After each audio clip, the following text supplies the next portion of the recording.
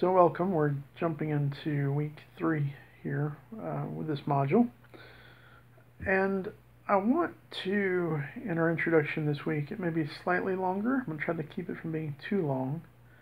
But we're going to be continuing this week looking at right conduct and objective versus subjective ethics. We're going to delve even deeper into that. I know the reading in the text was hard for some of you as far as the what is right conduct, the Plato excerpt.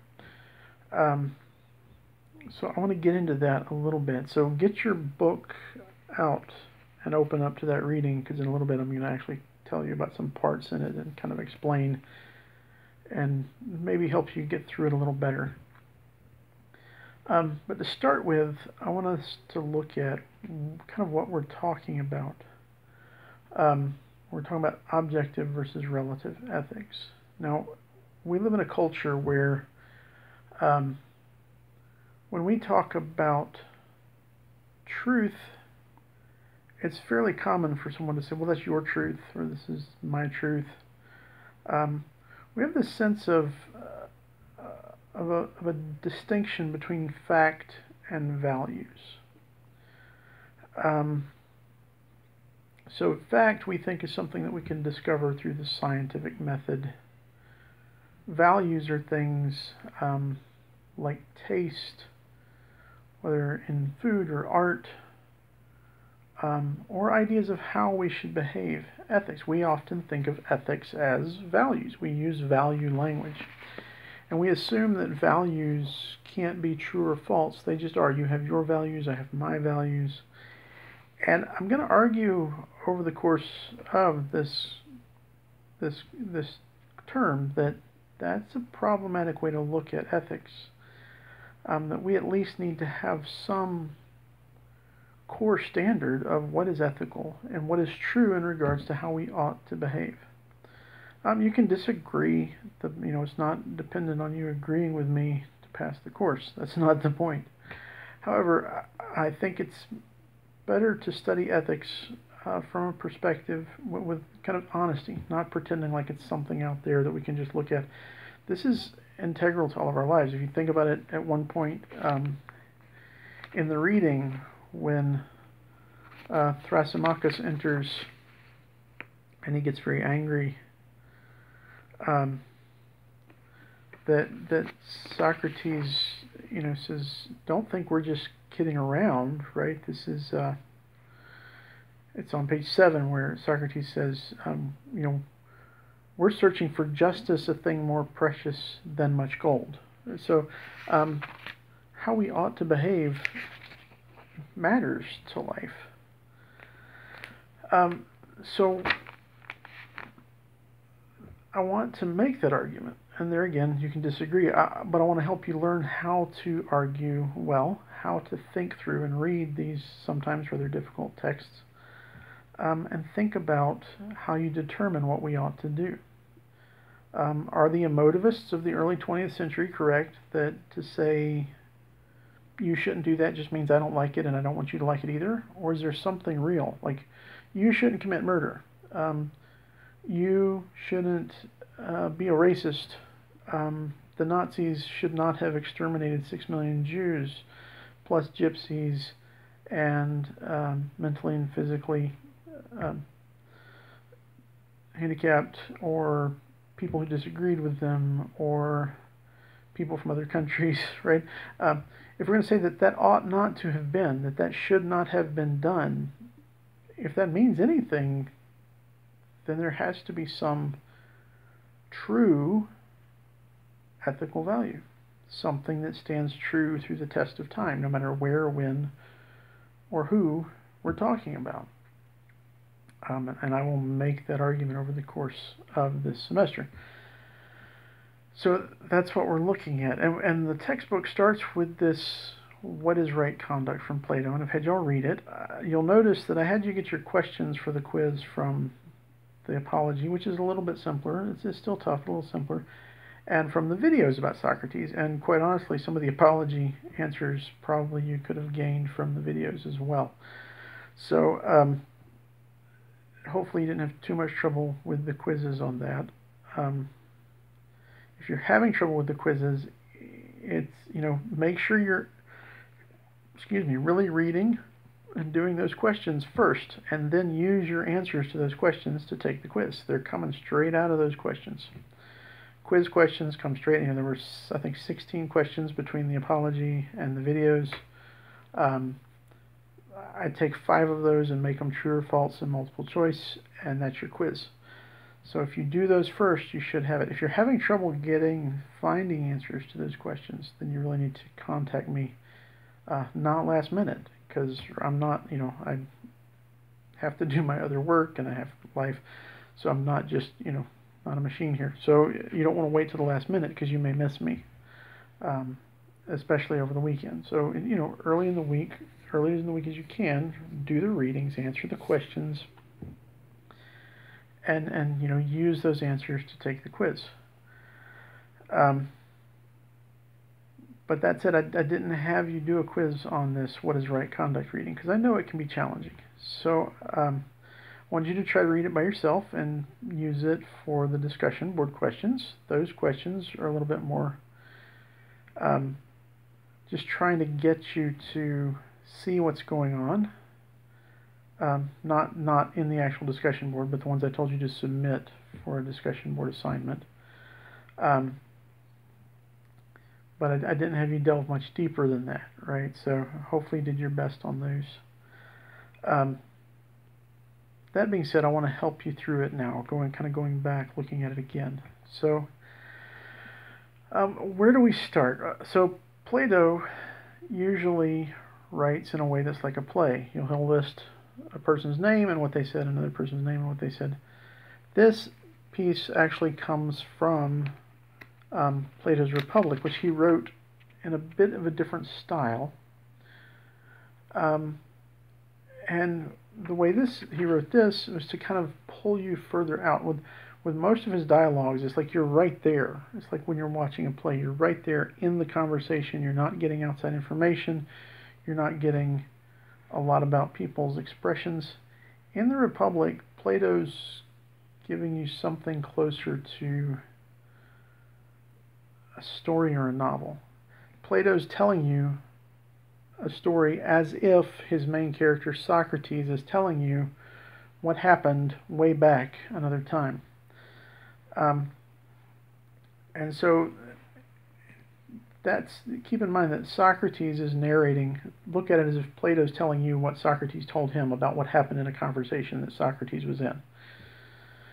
So the conversation takes place primarily, it starts with Cephalus, the father of Polemarchus, but they're in Polemarchus' house, and Cephalus kind of bows out early on in this part of the conversation. So the main conversation is between Socrates and Polemarchus, and then Socrates and Thrasymachus. So if those names get hard for you, just think Socrates and P, Socrates and T. T said, P said. You can do that. It's their names, right? But don't stumble over names. Just try to figure out who's saying what. Try to pay attention to when someone says I said, that means it was Socrates. Typically because it's Socrates telling the story to Plato. So Cephalus gave an answer briefly to this question of what is justice. Now, what are they trying to determine? We'll come back to this in a minute, but on page, trying to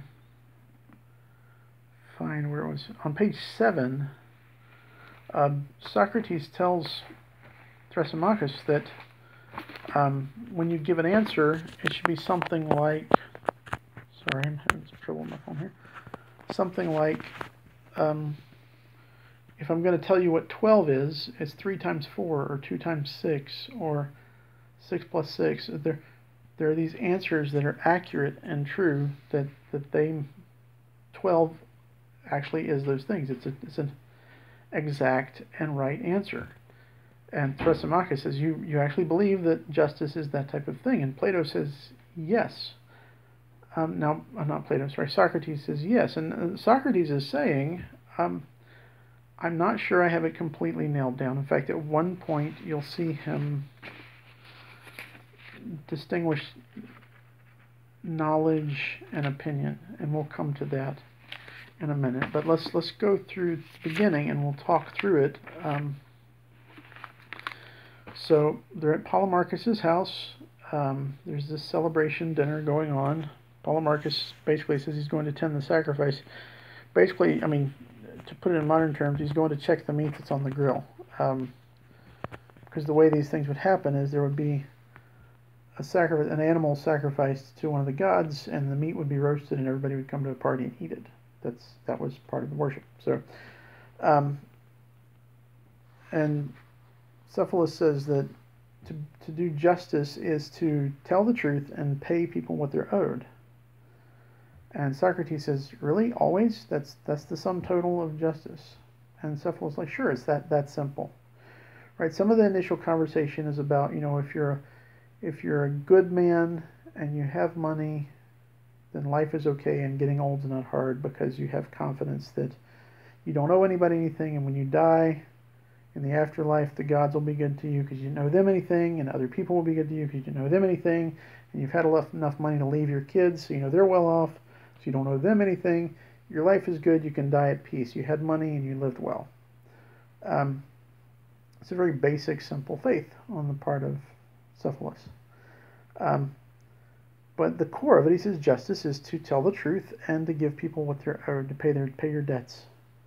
And Socrates raises this example. He says, so if your friend left his weapons with you while he was sane, but he comes back and he's crazy and ready to go murder someone, it's just to give him those weapons at that moment while he's, enraged, insane with anger. And Cephalus is kind of like, I got to go take care of the meat on the grill, guys. Here, Polemarchus, you're a good son, you're middle-aged, you're a grown man, you take over here. There's just kind of this little joke there on early on where page 3, where Polemarchus says, so I inherit your role, right? He's his son, he's inheriting from the father. Something else really quick aside, they talk about Simonides and Homer. They're just listing religious writers, mythological writers, kind of the experts of the day on how you should behave. What is virtuous? What is good? And Socrates is challenging some of the views in those kind of experts of the day. We're not going deep enough that you really need to know who's who or what all they said. Just realize that that's what they're doing when they reference, Simonides, or when they reference Homer. It's basically like saying, those experts back there, here's what they've been saying. Here's what everybody kind of accepts from the experts. And Socrates is questioning that. So when Polemarchus steps in, he comes to this place where, well, to do justice is to do good to your friends and harm to your enemies. And you get into this thing where Socrates will often bring up a profession. We see, like, being a physician or being a ship's captain or pilot as just a job. But they saw this as a vocation, a calling, a whole way of life, an expertise in a craft, right, an art form. And Socrates is going to have this idea that justice is something like that. A physician is a physician because he heals people. He does physicianing, right? That's what he does. And the end goal, the end goal of being a physician is to bring health to someone's body. And so that's when you do that, that's being a physician. So the end goal of being a just man is to do justice, to do what is just. And Socrates is trying to figure that out. So he makes these comparisons. So justice is something like a craft or an art or a skill in his thinking. It's something that you have to learn and practice and put into practice and make habitual. and become excellent at. Virtue has to do with excellence. So someone can be an excellent physician, they heal sick people. Someone can be excellent in being just, in being good. And he's going to get to the point where the idea that justice has to do with the health of the soul. We'll talk about that at the end. But, Polemarchus has this idea that to do justice is to do good to your friends and harm your enemies. And then Socrates says, well, what if you're mistaken? And you think someone's your enemy and you harm them, but you're actually harming your friend. And so Polemarchus says, well, no, we have to be exact in the definition. So to do good to a friend who is truly a friend is to be just. And to do harm to an enemy who is truly an enemy is to be just. But then Socrates on page 6, he wants to push further, and he's asking about the idea of the good, right? What is good? In fact, he asks this over on page 5.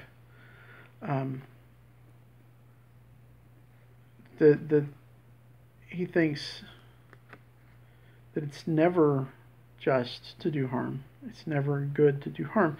And on page 6, he's gonna work out why this is, and he's gonna compare it again to a skill, to a practice, to an art. And he's gonna say, people need to be trained in justice, and we'll get more and more as we go into where he's going with this. But people need to be trained to be just. They need to be taught. They don't just do it by nature. They have to be taught it. They have to be nurtured into it. And so it's kind of like a horse. A horse can be born with basically healthy, but what makes it a good horse? It's a good horse if it's useful. If it's useful to do the things that the horse needs to do. So if it's a war horse, it needs to be able to hold a rider and move quickly and not be startled by loud noises, and be courageous and bold and fierce and do so it has to be trained to do those things. And so he says, a good horse, do we make a horse better if we harm it? He says, well, no, we make it worse if we harm it. He says, well, what about a dog? If we want to train a dog and make a dog into a good dog, I have a new puppy in my house. It's a lot of work to teach, form a puppy into a good dog. What do I mean by a good dog? Well, in my case, one that doesn't pee on the floor and tear up the couch and the carpet. So if we want that, we have to work with it, but we don't make it, if I yell at it and beat it, that's not going to make it a good dog, right? That's going to harm it. It's just going to make it fearful and probably make it pee on the floor all the more. It takes practice. I don't make it a better dog by hurting it. I make it a better dog by helping it fulfill its nature as a dog. To be, to fully practice companionship with humans, and mine's an English Shepherd, so I have to do something that kind of makes up for the work that it was bred to do. It can't just be left to itself, or it's not a good dog. And so he uses that to say, so you say harm a bad man, but what is that profit? Why is that any good? Why would you harm your enemies? Does it make your enemies better to harm them? No. Well, then how does that help you? You have to live in a town with your enemies. How is it going to help you to harm them? How's it going to help the town? How's it going to help the community? So you don't want to harm your enemies. So he's trying to make the point that it's never good. You should never harm anyone. That's Socrates doesn't claim to know a lot about justice, but one thing he's pretty certain about, he still expresses it something as an opinion, and I said we'll talk more about knowing versus opinion. I guess here's that comes in around page 7 or 8. When he's talking to Thrasymachus, he says, I can't tell you that I know this, but I do have an opinion, so I'm going to share my opinion, you share yours, and let's question my opinion, find out if I'm wrong. And so he's kind of, in these questionings with Polemarchus, he's trying to show, this is why I don't have it absolute. I haven't found someone yet who can question me to the point that I have to say it's okay to do harm. So as he questions, it's never just to harm anyone, he says on page 6, right? That's kind of the right column, just a couple of paragraphs down. It's never right to harm anyone is kind of Socrates' kind of firmly held opinion. It's getting close to the point of being knowledge for him. But that's what he's questioning. This is why he's asking Polemarchus these questions. He has this view that it's never right to harm anyone. And Polemarchus says justice is to do good to your friends and harm your enemies. And so he's saying, well, if I live in a community with my enemies and I do them harm, how does that help them? You know, if I have a horse and I want it to be a good horse, harming the horse doesn't make it a good horse, and it doesn't help me. If I have a dog and I want it to be a good dog, harming the dog doesn't help the dog, so it doesn't help me. If I live in a community with people and I think they're unjust people, I don't want them to remain unjust. I want them to become just and treat me right, and I can treat them right, and we can live in a community with peace. Justice produces peace in his mind. So, in fact, he's going to bring that point out with Thrasymachus later. We won't get deeply into that, but for Socrates, his understanding is that justice is the basis for peace in a community. So, that being the case, how does it help me? How does it help the community if I do harm to someone, even if they're my enemies? Now, this around page 7 really kind of takes Thrasymachus off. He's around 7. We get into this. Well, 6 is he steps into it, but Socrates describes him as being very angry, right? So Thrasymachus steps in and says, no, you don't understand. What Thrasymachus is saying, he says justice is the advantage of the stronger. What he's saying, you've maybe heard it, might makes right. And his point is, whoever's in charge, whatever they say is just, because they get what they want. So if it's a democracy, then there's democratic laws, and that's what's considered just. And if it's an aristocracy, then it's the aristocrats. And if it's a tyranny, it's one person rules with an iron fist. Whatever they say goes. The laws are made for their benefit. They make the laws for their own benefit.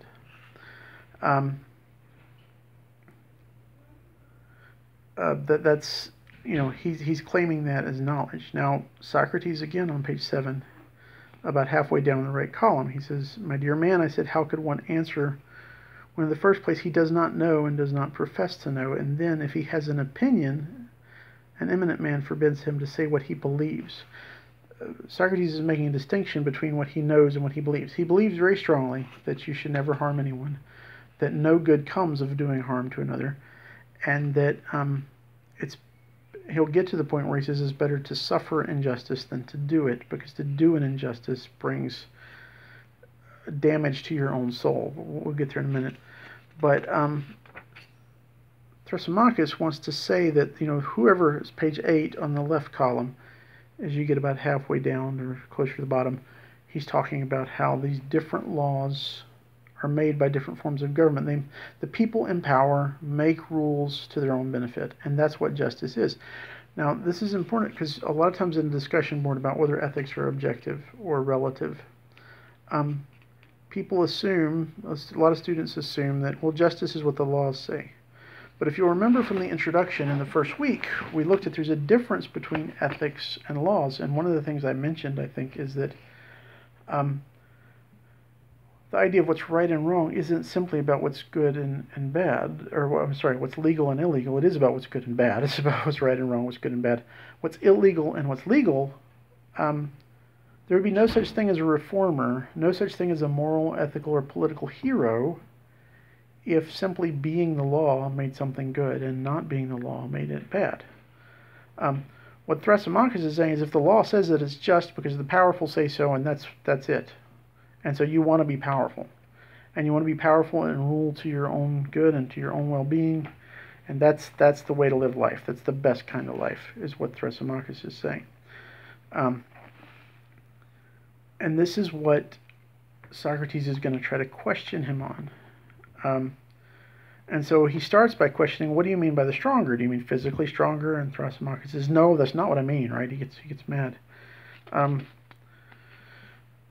But he's saying it's the politically, the people with the power to make the rules, whatever they say, that's what justice is. So then Socrates wants Thrasymachus to get more precise, and he says, well, what if the leader's in error? What if he makes a mistake? Do leaders make mistakes? Do they make laws that aren't actually to their own benefit? And Thrasymachus has to admit, well, yeah, sometimes people with power make a rule and it actually hurts themselves, and it's a stupid rule, or they do something dumb. And so in that second column on page 8, he gets into that, can they make an error? So at this point, we mentioned that on page 7, Thrasymachus said, Socrates, you really believe this is like finding what 12 means? 12 means 2, that you can make it a clear-cut answer, like, 2 times 6 is 12, or 3 times 4 is 12, that 12 is 3 4s, or 4 3s, or 2 6s, that's what 12 is, that you can say something like that about justice. And here's where Socrates is going to try to prove that point. What he does with the idea, so he's taking things, this is how Socrates works. He takes things that the other person has agreed to and said, and he sees how do they line up, right? And I'll put this in a document for you so you can kind of see it. But he wants to simplify it. So Thrasymachus, you say justice equals advantage of the ruler. You also say justice equals obedience to the ruler. But then you say the ruler might be wrong, but the subject always has to obey the ruler. And what that comes out to is a sum that doesn't add up. So to be just, I must obey a law, and if it's a bad law, it's to the disadvantage of the ruler, but I had to obey it. So it's just because I obeyed it, but it's unjust because it's not to the advantage of the ruler. So look at that. I'll try to kind of mathematically write that out in a document, but hopefully you can see that. So that's he's trying to pick apart, and not just for the sake of it. I mean, he really believes. And Thrasymachus is a person that matters in the town. He's trying to convince him of the truth. This is what Socrates believes the point of his life is. So then, page 9, 10, Socrates goes back to comparing justice to like a craft or an art, to a vocation, a calling. And he wants to define things in a precise sense. And so in this definitional process, he says, so a physician or a captain. And he says, we're working in theory now, we're not working in necessarily practice. Yeah, we call a man who's a doctor. If he makes a mistake, we still call him a doctor. But the point of a doctor, the purpose of a doctor, is to correctly treat illness. So he's only truly a doctor, he's only fully himself when he does it right. And when he does it wrong, he's not being a doctor, he's failed. And to be failed is to not be the thing, right? So he gets Thrasymachus to kind of get to these very exacting, precise definitions of things. And so he asks, so if we take the most precise definition, a physician or a doctor rules the body. What does he mean? He governs the body. In other words, he tells a person, you should eat this, you should sleep this much, you should take this medicine. He's governing it to what end? Just so he can get rich? No, he's governing it so that the body can get well. Getting money, the doctor getting money, that's a side effect.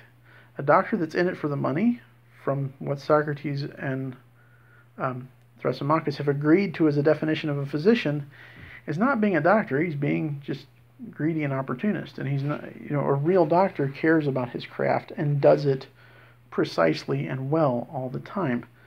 So the point of his craft is to make you well. The point of his craft is not to make him money. And so his craft, his goodness, his excellence, his virtue, is that virtue thing is close to justice. His excellence exists for the benefit of not himself, but the one who is in need of his rulership. And then Socrates moves from this kind of vague comparison that may not catch you to this more precise comparison. A captain of a ship. Does the captain exist for his own well-being or for the well-being of the sailors in the ship that he governs? Well, he governs the sailors in the ship actually like a tyrant. He governs with absolute rule on the ship. But he doesn't just do it to make money. He does it, if he does it precisely, and the definition as Socrates and Thrasymachus have agreed to, then he does it for not his own well-being, but for the well-being of the ship. Now, Thrasymachus tries to come back at him and say, no, you're being silly. You're acting like a baby. You're believing in old wives' tales and acting like a little child. Those are the things we tell little kids, right? That you shouldn't lie. But really, we know when we grow up that everybody's in it for themselves. And so, don't you know that these things, rulers are just like shepherds or cowherds. They do it for the benefit of themselves. They're going to eat those cows. They're going to shear those sheep. That's why they do it. They don't just do it for the sheep. So he's going back to this kind of, this is the reality, Socrates. You're living in a dream world is kind of his thing. But Socrates wants to maintain, well, no, the laws, justice is for the sake of the ruled. And he goes on to say that this is why, if there ever were a place, and Socrates is going to argue that there probably isn't one, but if there ever were a place where most people were actually just and good, that nobody would want to be in charge, because they would all recognize that to be in charge is to serve everyone else. And you are better off when good men rule, and that they have to take all that responsibility, and you can leave it in their hands, right? You don't have to worry about it. And he wants to show that justice is actually better, stronger than injustice. And how does he do this? Well, page 15, he talks about how injustice, 13 through 15, he talks about how injustice brings about dissension and brokenness, and it makes things weak. On page 15, he talks about how a group, an army, even if an army is going in to just invade another land without any good provocation, it's not defensive, they're just going to take. That army still has within themselves to commit the injustice of taking the other country and enslaving them and taking all their stuff and burning them down. To commit that injustice, the army has to maintain an internal justice. So the injustice itself depends upon some justice. So the injustice is weaker than justice. Because injustice brings division, it brings a lack of soundness. That's page 16 and 17. So he's trying to argue with Thrasymachus that it's better to be just. It's even better to suffer being just